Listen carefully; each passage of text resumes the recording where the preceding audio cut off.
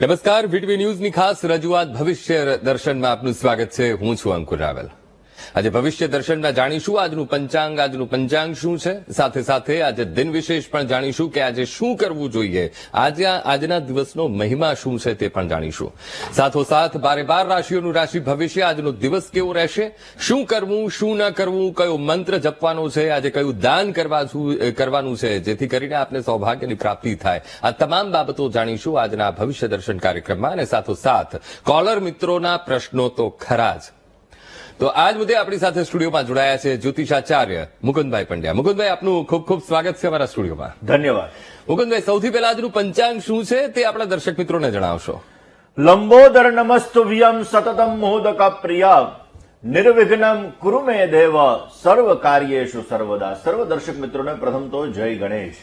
દર્શક મિત્રો, પિતૃપક્ષ ચાલી રહ્યો છે. પિતૃ પ્રસાદાચ ધન કનક સમૃદ્ધિ રસ્તુ. પિતૃઓની કૃપાથી આપણા જીવનની અંદર આપણને ધનનું વરદાન મળે. પિતૃઓની કૃપાથી આપણા જીવનની અંદર આપણને સંતાનનું વરદાન મળે. અને આ જ પિતૃઓની કૃપાથી આપણા જીવનની અંદર આપણને સમૃદ્ધિઓ પ્રાપ્ત થાય. દર્શક મિત્રો, પિતૃપક્ષની અંદર ખાસ કરીને દાન ધર્મ વિશેષ પ્રકારનું મહત્વ આપણા શાસ્ત્રોની અંદર બતાવ્યું છે. એમાં પણ પિતૃતર્પણ અને પિંડદાનનું વિશેષ પ્રકારનું મહત્વ છે. દર્શક મિત્રો, આ બધા વિષયો ઉપર, પિતૃપક્ષ વિષય ઉપર આપણે ચર્ચા કરવી છે. એની સાથે સાથે દર્શક મિત્રો, ગ્રહોની ચાલો વિશે આપણે ચર્ચા કરતા રહીશું. પરંતુ શરૂઆત આજના પંચાંગની કરીએ. દર્શક મિત્રો, આજના પંચાંગની જો વાત કરવામાં આવે તો આજે 10/9/2025 અને બુધવારનો આજે દિવસ બની રહ્યો છે. ભાદ્રપદ માસ કૃષ્ણ પક્ષ અને એની તૃતીયા કહેતા આજે ત્રીજીની તિથિ છે. અને આજે રેવતી નામનું નક્ષત્ર છે, વૃદ્ધિ નામનો યોગ છે, વિષ્ટિ કહેતા ભદ્રા નામનું કરણ છે. અને 12 રાશિઓનું ભવિષ્ય કથન જેના આધાર ઉપર કહેવામાં આવશે એવું ચંદ્રમાનું ભ્રમણ આજે બપોરે એટલે કે આજે સાંજે 4:02 સુધી મીન રાશિની અંદર રહેશે. એટલે આજે સાંજે 4:02 સુધીમાં જે બાળકોનો જન્મ થશે તેમની રાશિ મીન રહેશે, જેના અક્ષર દ, ચ, ઝ અને થ રહેશે. અને 4:02 પછી જે બાળકોનો જન્મ થશે તેમની રાશિ મેષ રહેશે, જેના અક્ષર અ, લ અને ઈ રહેશે. તો આજે જન્મનાર બાળકોનું ભવિષ્ય સુંદર, સુખમય, આનંદમય, હર્ષમય, લાભમય રહે તેવી શુભકામના સાથે જય ગણેશ. બિલકુલ મુકુંદભાઈ, હવે ખાસ તો દિન વિશેષની પણ આપણા દર્શક મિત્રો રાહ જોતા હોય છે. એને પણ ખૂબ સાવધાનીપૂર્વક સાંભળતા હોય છે ને જોતા હોય છે. જ્ઞાન વૃદ્ધિની વાતો પણ થતી હોય છે. હવે આજના આ દિન વિશેષમાં આપણા દર્શક મિત્રો માટે શું છે ખાસ? અંકુરભાઈ, અત્યારે પિતૃપક્ષ ચાલી રહ્યો છે. સ્વાભાવિક રીતે પિતૃઓની કૃપા મેળવવા માટેનો ઉત્તમ અવસર. અને દર્શક મિત્રો, ગરુડ પુરાણની અંદર પણ આ પિતૃપક્ષનો વિશેષ પ્રકારનો મહિમા આપણા શાસ્ત્રોની અંદર વર્ણિત કરેલો છે. દર્શક મિત્રો, આપણા ઋષિ મુનિઓએ જે કંઈ પણ આ સંરચના, જે કંઈ પણ શાસ્ત્રોનું લેખન કરેલું છે, એ શાસ્ત્રોના લેખનની અંદર ક્યાંક ને ક્યાંક આપણે પિતૃપક્ષની અંદર આપણા પિતૃઓ માટે આપણે અલગ અલગ પ્રકારનું તર્પણ કરતા હોઈએ છીએ, શ્રાદ્ધ કર્મ કરતા હોઈએ છીએ, પિંડદાન કરતા હોઈએ છીએ, બ્રાહ્મણોને ભોજન કરાવતા હોઈએ છીએ, ગાયને ભોજન કરાવતા હોઈએ છીએ, શ્વાનને ભોજન કરાવતા હોઈએ છીએ. આવા અનેક પ્રકારના કાર્યો આપણે આ પિતૃપક્ષની અંદર કરતા હોઈએ છીએ. ઘણી બધી વખત આપણા મનની અંદર એવો વિચાર આવે કે ભાઈ આ પિતૃઓની કૃપા પ્રાપ્ત કરવા માટે જે કંઈ પણ આપણે આ કાર્ય કરીએ છીએ, તો કારણ કે દરેક વસ્તુનું સાયન્ટિફિકલી રીઝન હોય. હવે આપણા ઋષિ મુનિઓ છે તો મહાન વૈજ્ઞાનિકો થઈ ગયા. દરેક વસ્તુને માન્યતાઓની સાથે એવી રીતે વણી લીધું કે એના દ્વારા આપણા જીવનની અંદર આપણે સારો લાભ મેળવી શકીએ. એમાંનો એક છે દર્શક મિત્રો પિતૃપક્ષ. એવું કહેવાય છે, ગરુડ પુરાણની અંદર ઉલ્લેખ છે કે યમરાજા આ પિતૃપક્ષની અંદર 15 દિવસ સુધી જે પિતૃઓની આત્મા હોય છે, જે કોઈ પણ પિતૃઓની, કારણ કે દેવો એકો દેવ કેશવો વા શિવો વા, એટલે એક દેવ છે પરંતુ પિતૃઓ તો દરેકના અલગ અલગ છે, જે આત્મા સ્વરૂપે છે. અને એટલા માટે દર્શક મિત્રો, આ 15 દિવસની અંદર આપણે અલગ અલગ તિથિના દિવસે આપણા વડવાઓનું, આપણા વડીલોનું આપણે શ્રાદ્ધ કર્મ કરતા હોઈએ છીએ. દર્શક મિત્રો, આ પિતૃપક્ષની અંદર જ્યારે આપણે પિતૃઓનું શ્રાદ્ધ કર્મ કરીએ, બપોરનો સમય ઉત્તમ ગણવામાં આવે. કારણ કે બપોરે 12 થી 1નો જે સમયગાળો છે, જ્યારે સૂર્ય ભર બપોરે તાપની અંદર એકદમ મધ્ય અવસ્થાની અંદર હોય, આ સમયગાળા દરમિયાન જો પિતૃઓનું શ્રાદ્ધ કરવામાં આવે, તર્પણ કરવામાં આવે, પિંડદાન કરવામાં આવે, એવું કહી શકાય કે આ સમયગાળા દરમિયાન જો આપણે પિતૃઓને ભોજન અર્પણ કરીએ છીએ તો વિશેષ માત્રામાં આપણને સારો લાભ મળી શકે છે. અને એટલા માટે દર્શક મિત્રો ઘણા બધા લોકો હોય ને, ઘણા બધા લોકોની અંદર ઘરની અંદર ઝઘડાઓનું પ્રમાણ સવિશેષ માત્રામાં રહેતું હોય, ઘણી બધી વખત પતિ અને પત્ની વચ્ચે પણ સમસ્યાઓનું પ્રમાણ રહેતું હોય, ઘણી બધી વખત તમે પૈસા કમાવ છો છતાં પણ તમારે એ પૈસાનો બચાવ નથી થઈ શકતો, નાણાંનો બચાવ નથી થઈ શકતો, ને એના લીધે તમારા જીવનની અંદર સમસ્યાઓનો દોર પણ વિશેષ માત્રામાં રહેતો હોય છે. ઘણી બધી વખત ઘણા લોકોને ટેસ્ટ ટ્યુબ બેબીથી લઈ અને ઘણી બધી વસ્તુ કરવા છતાં સંતાનની પ્રાપ્તિ નથી થતી. તો સંતાનની પ્રાપ્તિ પણ નથી થતી ત્યારે સમજવાનું કે તમારે ક્યાંક ને ક્યાંક પિતૃદોષ બિરાજમાન છે. હવે અત્યારનો યુગ તો ટેકનોલોજીનો યુગ છે, વૈજ્ઞાનિક યુગ છે. લોકો એવું વિચારે કે આ શું પિતૃદોષ હોય, નારાયણ બલિ કરવું જોઈએ, શ્રાદ્ધ કર્મ કરવું જોઈએ, આવો ઘણા બધાના મનની અંદર વિચાર આવતો હોય. પણ દર્શક મિત્રો એનું વૈજ્ઞાનિક કારણ પણ છે. સ્વાભાવિક રીતે આપણા જીવનની અંદર આપણે આપણા બાળકો છે, આપણા સંતાનો છે, આપણા સંતાનોને જ્યારે આપણે મોટા કરીએ છીએ, ભલે આપણે એની પાસે કઈ આશા ન રાખીએ પણ એક ગ્લાસ પાણીની આશા તો રાખીએ ને, તો જે વડવાઓએ આપણને જન્મ આપેલો છે, કારણ કે આજે તમે હું આપણે બધા અલગ અલગ ઋષિ મુનિઓના સંતાન છીએ અને એના દ્વારા આપણું ક્યાંક ને ક્યાંક આપણી જે વેલ છે એ વેલો આગળ વધતો હોય. તો એવી જ રીતે જ્યારે આપણે પિતૃપક્ષની અંદર કાર્ય કરીએ છીએ, જીવતા તો મા બાપની સેવા કરવાની જ છે, પણ મૃત્યુ પછી આપણા શાસ્ત્રોની અંદર, કારણ કે આ એક આપણો સનાતન ધર્મના સંસ્કારો છે અને સંસ્કાર ઉપર જ આ બધી વસ્તુઓ ટકેલી છે. 5 વ્યક્તિઓને જ્યારે આપણે ભોજન કરાવીએ છીએ તો એ 5 તત્વને આપણે બેલેન્સ કરીએ છીએ.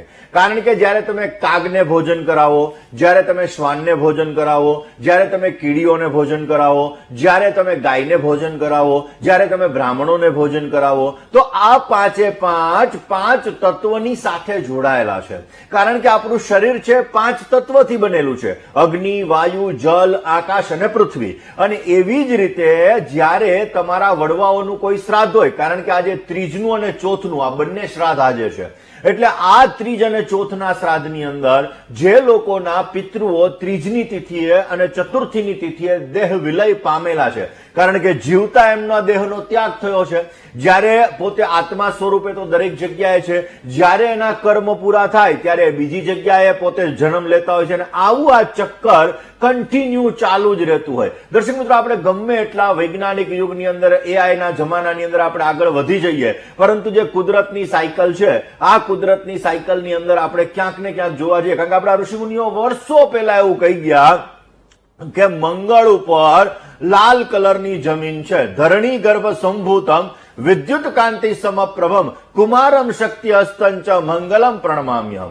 આપણા ઋષિમુનિઓ દરેક ગ્રહની આજુબાજુમાં અલગ અલગ ગ્રહો રહેલા છે, આ બધી વસ્તુઓનું પણ કહીને ગયા. એટલે ક્યાંક ને ક્યાંક જે એક આધ્યાત્મિક લેવલ હોય છે, આ જ્યોતિષ શાસ્ત્ર છે, એક વિજ્ઞાન છે, જ્યોતિષ શાસ્ત્ર છે, ગણિત છે, અને એના આધાર ઉપર આપણે આપણા જીવનની અંદર ઘટવાવાળી ઘટનાઓ એ આપણે જોઈ શકતા હોઈએ છીએ. અને જ્યારે એ ઘટનાઓ આપણે જોઈ શકીએ તો કર્મણ્યવાધિકારસ્તે મા ફલેષુ કદાચન, આપણે કર્મ કરવાના છે, ફળની આશા રાખ્યા વગર કરવાના. એટલે જ્યારે આપણે જ્યોતિષના આધાર ઉપર જોઈએ છીએ તો એને આપણે દૂર નથી કરી શકતા, પણ એમાં આપણે રાહત મેળવી શકીએ છીએ.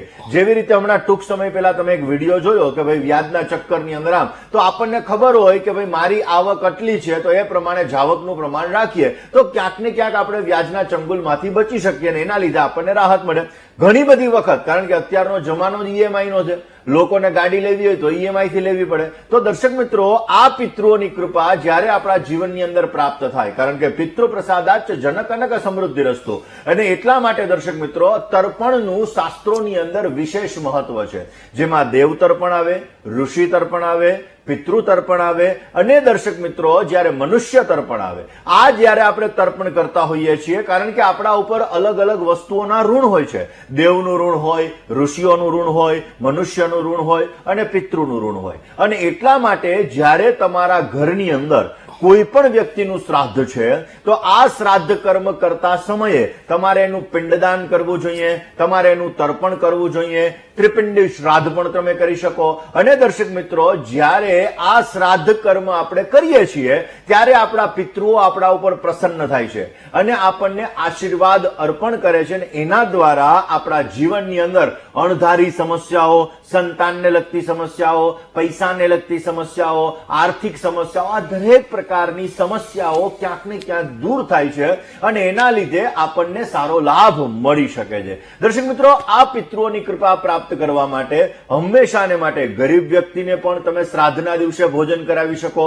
મેં 5 તત્વોને બેલેન્સ કરવા માટે 5 વ્યક્તિઓની વાત કરી. કાગને કીધું, શ્વાનને કીધું, ગાયને કીધું અને ખાસ કરીને દર્શક મિત્રો કીડીઓને કીધું ને બ્રાહ્મણને કીધું. આ 5 વ્યક્તિઓને 5 તત્વ બેલેન્સ કરવા માટે જો તમે ભોજન કરાવો, ગરીબોને ભોજન કરાવો, કારણ કે જેનો રોટલો મોટો એનો ઓટલો મોટો. ને એટલા માટે દર્શક મિત્રો, જે તમારા જીવનની અંદર જેમ અતિથિ આવે, તમારા ઘરે ભોજન કરે અને તમારા જીવનની અંદર સારો લાભ મળે, શ્રાદ્ધ કર્મ હોય ત્યારે બની શકે ત્યાં સુધી અન્નનું દાન, જલનું દાન અવશ્ય કરવું જોઈએ, જેથી વિશેષ માત્રામાં આપણને લાભ મળતો જણાય. જય ગણેશ. આજે આપણે પિતૃઓની કરી રહ્યા છીએ, ખાસ કરીને પિતૃ પક્ષ ચાલી રહ્યો છે અને આ પિતૃઓ પક્ષની અંદર પિતૃઓની અનન્ય કૃપા પ્રાપ્ત કરવા માટે આપણે વિષ્ણુ સહસ્ત્રનો પાઠ પણ કરી શકીએ. કારણ કે બ્રહ્મા, વિષ્ણુ અને મહેશ.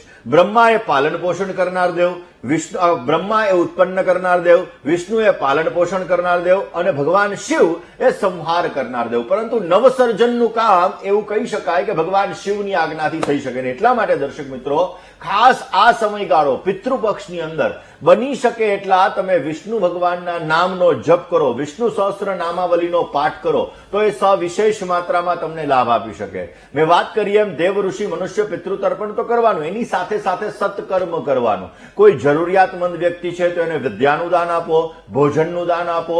અવશ્ય એના દ્વારા પણ પિતૃઓની અનન્ય કૃપા આપણા જીવનની અંદર પ્રાપ્ત થાય છે અને એના દ્વારા આપણને સારો લાભ મળી શકે છે. દર્શક મિત્રો, ગ્રહોની પણ વાત કરીએ તો અત્યારે ગોચરના ગ્રહોની જે પરિસ્થિતિ ચાલી રહી છે, કારણ કે અત્યારે ગોચરના આપણે જે ગ્રહો જોઈ રહ્યા છીએ, આ ગ્રહો ક્યાંક ને ક્યાંક દરેક વ્યક્તિને લાભ અને નુકસાન આપતા હોય. કારણ કે મીન રાશિની અંદર અત્યારે શનિ મહારાજનું પરિભ્રમણ છે, જે કુંભ, મીન અને મેષ ત્રણેય પનોતી ચાલી રહી છે.